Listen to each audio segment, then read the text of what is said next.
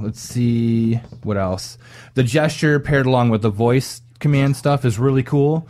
So like when you and Aaron, again, you saw this. You can switch between, like, you can just be like, Xbox, I want to watch ESPN. Goes right to ESPN. Yeah. Go, I want to watch, I want to go game. Go back to your game where you left off. So it's just this quick switching, and you could just do this with no controller, no remote, just with audio and gestures only, which is amazing. I think that's cool. And then, let's see. I just wonder after, like, about 10 switches, it's like, you're indecisive as hell today. Yeah. Are you all right? Let's see. So I think we only got like half the details on this. The more details are going to come out in 2 weeks at E3 in Vegas, and where I think they're going to focus more on the gaming side of everything. Do I have to move the chat room off that screen? You guys like really like past the 3-minute mark? What is this? I told you they were taking bets on how long it would take for you to get back to him. On what screen? I don't remember what on, though. Okay. And then they have a list of games. They have, I think, Battlefield 4 is going to be on that, which I know Drew in the chat room is a huge, Battlefield fan, so that will be on the next-gen consoles. And let's see, Modern Warfare Ghosts is going to be on there. So they more dabbled in like the TV offerings in the interface, and I think during E3 it's going to be more like catering to the gamers, because right now the gamer community is like, what the fuck, they didn't even go over this. Like they just teased this a little bit. Okay, so settle down. We'll get into the games during where it kind of matters most at E3. Yeah. Mm-hmm. So well, and if they did actually go through all their stuff now, come E3, they'd be like, "Oh, we already did all this crap." No, they played it right. They showed the console. That's more than Sony did with the PS4. So bet they just kicked their ass there, but they saved enough for E3, that's where they're going to be showing everything off. So they gave us just a taste of, and it's going to keep them relevant for the next like 2 weeks. So at least, anyways. So that's pretty much all we have. What are you guys' thoughts and feelings about what we know about the Xbox One? I'm taking the chat room off there. You guys aren't even. I know you. Well, I was slowly taking data from that, so then I could comment on what they were saying. Oh, don't after your article. I want to know what you. I want to know what you. Think about this, not what the chat room thinks about it. I'm fine with it. I don't like the slow sipping data nonsense. I don't like it always being on. You can turn those features off if you want to. I'm just saying that you asked, I'm telling. Okay. I don't know.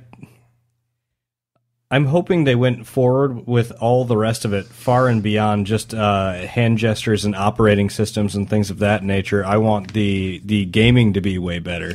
I know I'm not going to know about that for a little while longer, but I don't want it to be fairly comparable to what I have already, except with all this other shit I don't give a crap about. Okay, do you think that gaming on a console has kind of hit a plateau at this point?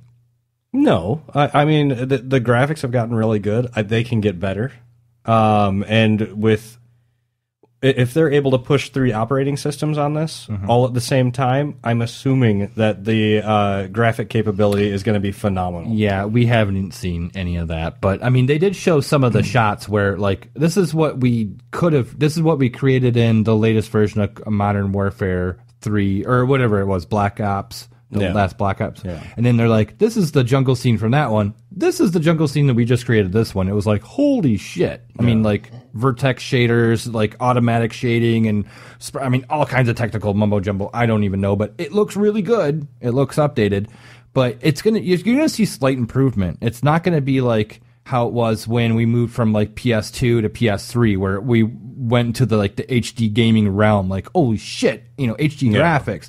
It's going to be subtle. It's going to be the little things. So if you're looking for like a huge leap in like gaming, it's not going to be there. It's going to be subtle improvements with the OS, with the gaming, with the graphics. You know what I just mean? think the overall Refined. the pricing has to reflect what has changed. If it ends up being, like you said, subtle changes, I expect a subtle price difference. I'm guessing maybe like $3.99. I'm actually still sticking around $7. No, I really think they'll be No. absolutely ludicrous when they release it, and then they'll drop it after like 3-4 months. Somewhere between $3.99 and $4.99 tops. That's it. All right, That's it. They'd be shooting themselves in the face. Isn't higher. Xbox supposed to go to Blu-ray as well? Yeah, there's Blu-ray, but Blu-ray players are so fucking cheap. You can get one for like $60. Yeah, I know. And unless they're smart though, and they release it And NASA, like way before Black Friday, and then drop it down for Black Friday because everyone's going to buy it then anyway. it's going to be stay away from the malls this year. And if they're going to say which is smart on their end, because if they hike it up before that and bring it down to what it originally should have been, people are going to go, we're getting a great deal, when they're really paying the price they should have in the first place. Yeah. Charlie in the chat room is saying they're not going to go above 400. No way. And I agree. I don't think they will. And if they do, okay, $4.99. Fuck, that's still a little high.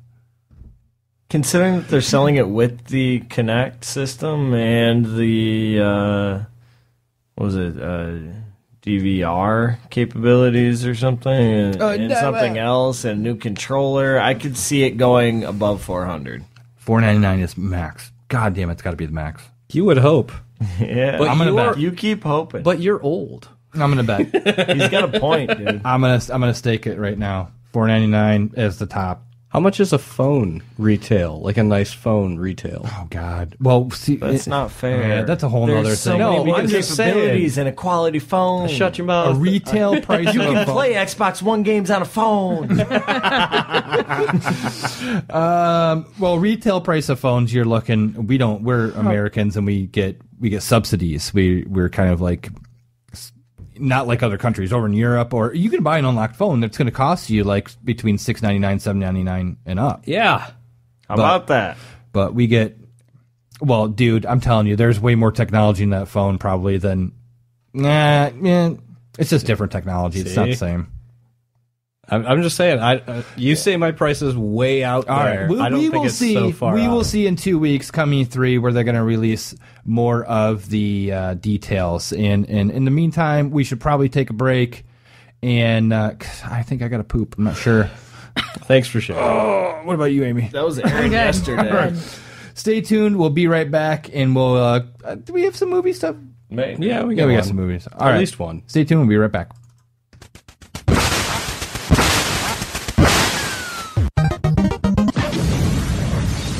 This week's episode, Tanked, is brought to you by Audible.com. Audible is offering Tanked listeners a free audiobook download of your choice with a 30-day free trial to give you an opportunity to check out their service.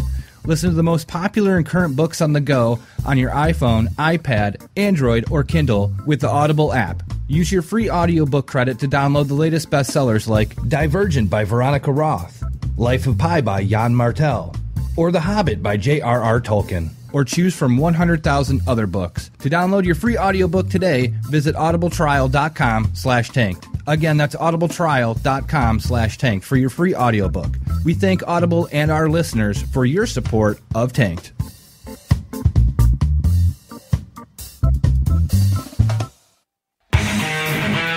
Hey everybody, this is Connor McManus and you're listening to Scott and Aaron.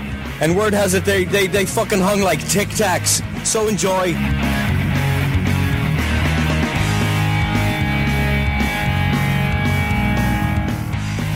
Hey, welcome back. Jesus.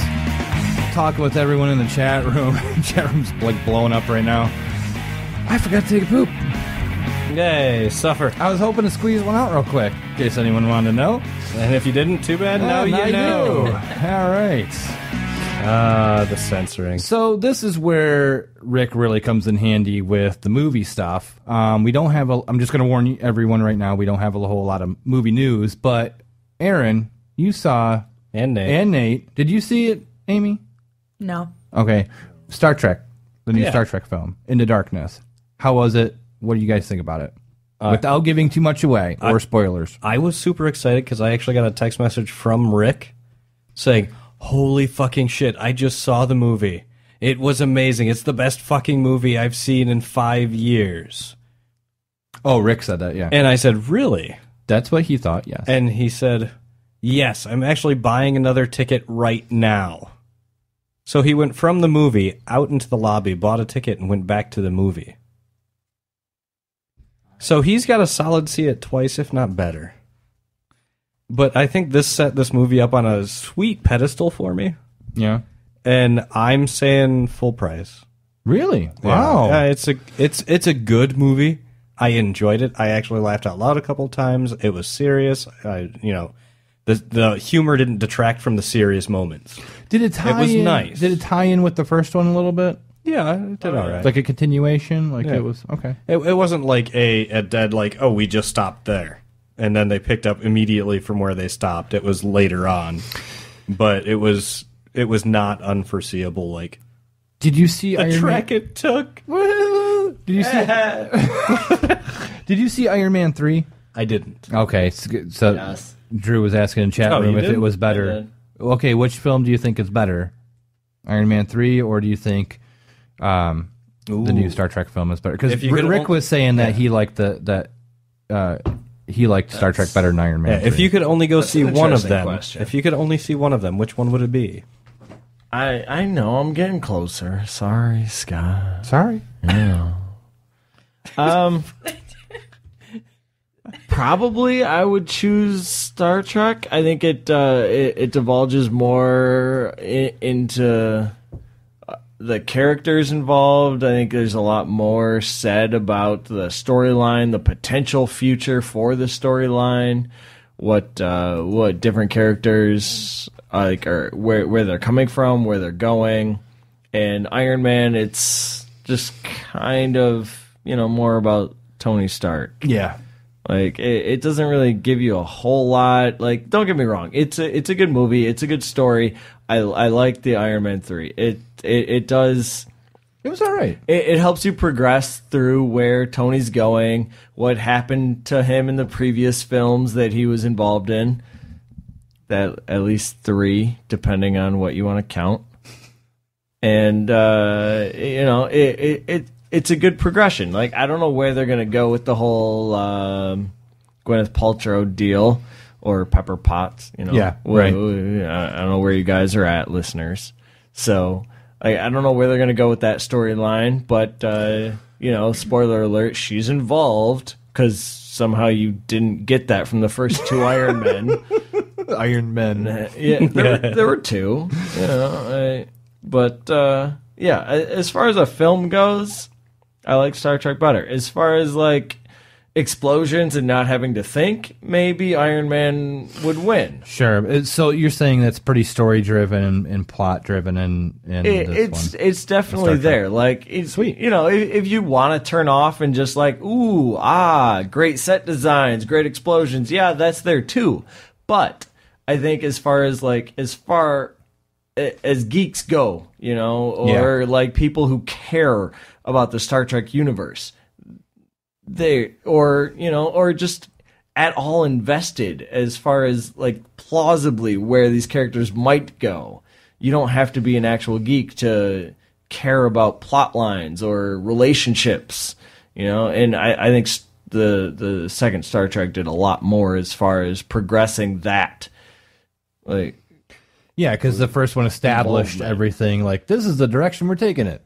Yeah, and this one's more like, here's the ride we're going on now. Yeah, not to mention the first grouping of scenes in that visually is amazing. Oh yeah, So effing good.